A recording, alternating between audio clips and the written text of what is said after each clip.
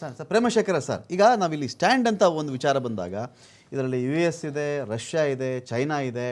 ಇವುಗಳ ಸ್ಟ್ಯಾಂಡ್ ಕಡೆ ಭಾರತ ನೋಡುವಂಥ ಸಮಯದಲ್ಲಿ ಭಾರತ ಇದೆಯಾ, ಅಥವಾ ಈ ಸಂದರ್ಭದಲ್ಲಿ ನ್ಯೂಟ್ರಲ್ ಆಗಿರೋದು ಎಷ್ಟು ರಿಯಲಿಸ್ಟಿಕ್ ಅಂತ ನಾವು ಭಾವಿಸಬಹುದು ಇದರಲ್ಲಿ ಅಂತ? ನಾನು ನ್ಯೂಟ್ರಲ್ ಆಗಿದ್ದೀನಿ ಎನ್ನುವುದು ವಾಸ್ತವಕ್ಕೆ ತೀರಾ ಹತ್ತಿರವಾಗಿದೆ ಅಂತ ತಮ್ಗೆ ಅನಿಸ್ತಾ ಇದೆಯಾ ಅಂತ? ನಮಸ್ತೆ. ಇಲ್ಲಿ ನಾವು ಮೇಲ್ನೋಟಕ್ಕೆ ನಾವು ನ್ಯೂಟ್ರಲ್ ಆಗಿರೋ ರೀತಿ ಕಾಣಿಸ್ಕೋಬೇಕಾಗಿದೆ.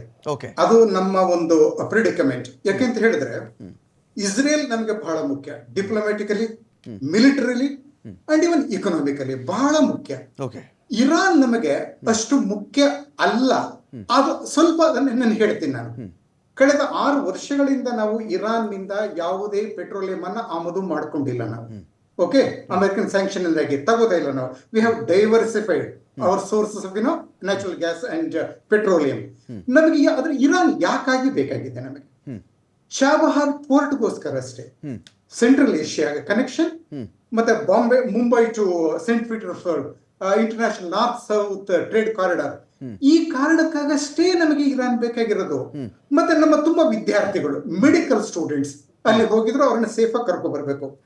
ಈ 2 ಕಾರಣಕ್ಕಾಗಷ್ಟೇ ನಮಗೆ ಇರಾನ್ ಬೇಕಾಗಿದೆ. ಇನ್ಫ್ಯಾಕ್ಟ್ ಇರಾನ್ ಅಂತ ನಮಗೆ ಫ್ರೆಂಡ್ಲಿ ದೇಶ ಅಲ್ಲ. 79ಗೂ ಮೊದಲು, ಆ ನಂತರವು.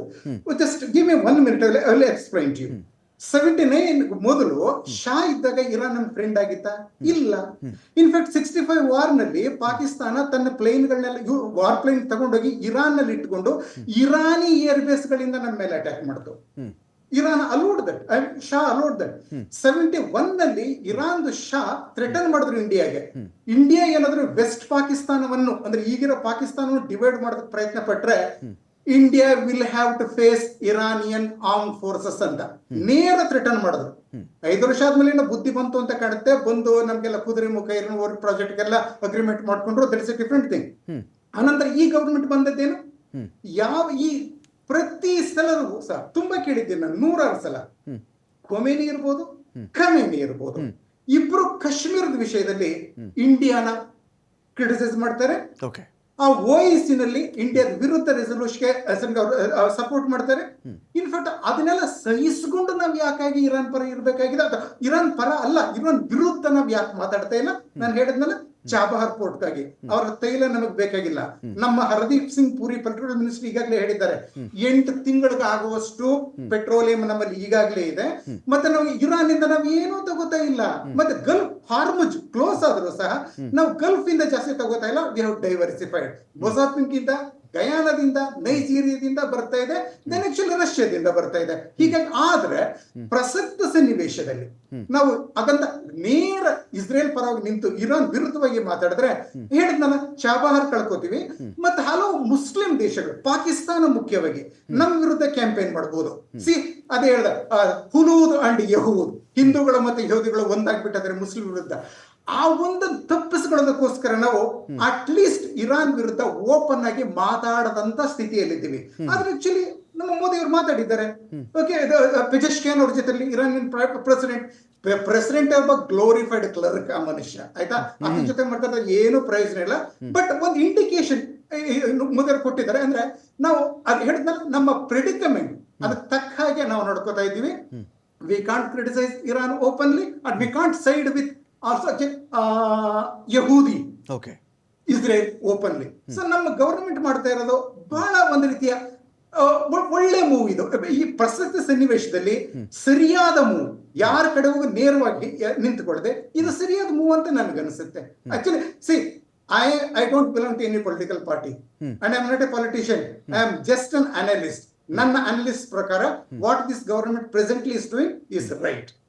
It suits the situation. Thank you. Okay sir, Premashekhar sir, ಈಗ ಯುದ್ಧ ನಿಲ್ಲಿಸೋ ವಿಚಾರದಲ್ಲಿ ಭಾರತ ಪಾತ್ರ ವಹಿಸಬಹುದಾ ಇದರಲ್ಲಿ ಅಂತ? ನಿಮ್ಮ ಧ್ವನಿ ಕೇಳ್ತಾ ಇಲ್ಲ. ಯುದ್ಧ ನಿಲ್ಲಿಸೋ ವಿಚಾರದಲ್ಲಿ ಭಾರತ ಏನಾದರೂ ಹೇಳಬಹುದಾ ಈ ಟೈಮಲ್ಲಿ ಅಂತ? ಆಕ್ಚುಲಿ ಈ ಯುದ್ಧವನ್ನ ನಿಲ್ಲಿಸುವಂತ ಒಂದು ಸ್ಥಿತಿಯಲ್ಲಿ ನಾವಿಲ್ಲ. ಯಾಕಂದ್ರೆ ಇಸ್ರೇಲ್ ಯಾಕೆ ಮಾಡ್ತಾ ಇದೆ? ತನ್ನ ಅಸ್ತಿತ್ವಕ್ಕಾಗಿ ಇಸ್ರೇಲ್ ನಡೆಸ್ತಾ ಇರುವಂತ ಹೋರಾಟ. ಈ ಇರಾನ್ಗೆ, ಈ ಗವರ್ನಮೆಂಟ್ಗೆ ಪ್ಯಾಲೆಸ್ತೀನಿಯನ್ ಪರವಾಗಿ ನಿಂತುಕೊಂಡು ಹೂತಿಗಳನ್ನ, ಹೆಜ್ಬೋಲಾನ, ಹಮಾಸನ್ನ ಎತ್ಕಟ್ಟಿ ಅವ್ರ ಮೂಲಕ ಪ್ರಾಕ್ಸಿ ವಾರ್ ಮಾಡಿ ಕೊನೆಗೆ ತನ್ನ ಬುಡಕ್ಕೆ ಬಂದಾಗ ಇಷ್ಟೆಲ್ಲ ಮಾಡೋ ಅಗತ್ಯನೇ ಇರ್ಲಿಲ್ಲ. Palestinians they are Sunnis, not Shias, they are Arabs, not Persians.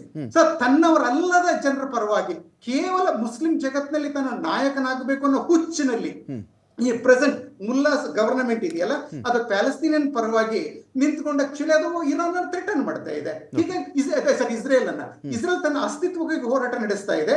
ಹೀಗಾದ್ರೆ so ಹೀಗಾಗಿ ನಾವು ಅದನ್ನ ಇಸ್ರೇಲ್ ಹೇಳಕ್ಕಾಗಲ್ಲ, ನಾವು ಹೀಗೆ ಮಾಡಬೇಡಿ, ನೀವು ಬಾಂಬ್ ಹಾಕ್ಬೇಡಿ ಇರಾನ್ ಮೇಲೆ ಅಂತ. ಇರಾನ್ ಆಕ್ಚುಲಿ ಹೇಳಿದ್ನಲ್ಲ, ನಮ್ ಜೊತೆ ಡಿಪ್ಲೊಮ್ಯಾಟಿಕ್ ಅಷ್ಟೊಂದು ಎಕ್ಸೆಪ್ಟ್ ಮಾಡೋದಕ್ಕಾಗೋದಿಲ್ಲ. ಮತ್ತೆ ಅಮೆರಿಕ ನಮ್ಮ ಮಾತನ್ನ ಕೇಳ್ತದ. ಹೀಗಾಗಿ ನಾವು ದೂರದ ನಮ್ಮ ಕ್ಷೇಮ ಏನು ಅಂತಷ್ಟೇ ನಾವು ನೋಡ್ಕೋಬೇಕು. ಅದನ್ನ ಮಾಡ್ತಾ ಇದ್ದೀವಿ. ನಮ್ಮ ಸ್ಟೂಡೆಂಟ್ಸ್ ಅನ್ನ ಕರ್ಕೊಂಡು ಬಂದಿದ್ದೀವಿ, ಚಾಬಹಾರ್ ಉಳಿಸ್ಕೊಂಡಿದ್ದೀವಿ. Okay okay